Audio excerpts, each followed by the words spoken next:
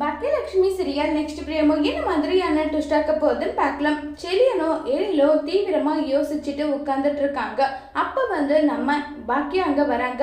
என்னாச்சுடா ரெண்டு பேரும் எதை யோசிச்சுட்டு உட்கார்ந்துட்டு இருக்கீங்கன்னு சொல்லிட்டு கேட்டுட்டு இருக்காங்க. அப்ப நம்ம அப்பாவை பத்தி தான் யோசிச்சுட்டு இருக்கேன். அப்பா எந்த அளவுக்கு எப்படியெல்லாம் இருந்தவர் இப்ப திடீர்னு இந்த அளவுக்கு மாறிட்டாரே, அதை நினைக்கும் போது எனக்கு ரொம்பவே மனசுக்கு கஷ்டமா இருக்குமான்னு சொல்லிட்டு இருக்காங்க. அதுதான் அப்பாவுக்கு ஏதாவது கொஞ்சம் பணம் கொடுத்து உதவி பண்ணலாமான்னு சொல்லிட்டு நான் யோசிச்சுட்டு இருக்கேன்னு சொல்லிட்டு சொல்றாங்க. இதை கேட்டதும் உடனே நம்ம பாக்கியம் இது பாருங்க, இது உன்னுடைய அப்பா, உங்களுக்கு என்ன தோணுதோ அதை நீங்க செய்யுங்க.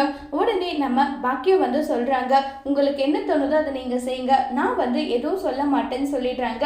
இதை கேட்டு ரொம்பவே ஃபீல் பண்ணி செலியன் எனக்காக அப்பா எவ்வளவோ பண்ணியிருக்காரு, அவர் இப்போ இந்த அளவுக்கு கஷ்டத்துல இருக்கும்போது என்னால உதவி பண்ண முடியலன்றத நினைக்கும் போதுதான் மனசுக்கு கஷ்டமா இருக்குமா, அதனாலதான் உதவி பண்ணலாம் நான் யோசிக்கிறேன்னு சொன்னதோ, உன் இஷ்டம், நீ என்ன பண்ணணும்னு தோணுதோ பண்ணுன்னு சொல்லிட்டு எழில் கிட்டையும் செலியன் கிட்டையும் சொல்றாங்க. இதை கேட்டு எழிலும் செலியனும் நம்ம கோபிக்காக என்ன செய்ய போறாங்க, அப்படி என்ன முடிவு எடுக்க போறாங்கிறத வரப்போற எபிசோட்ல வெயிட் பண்ணி பார்க்கலாம். தேங்க்யூ.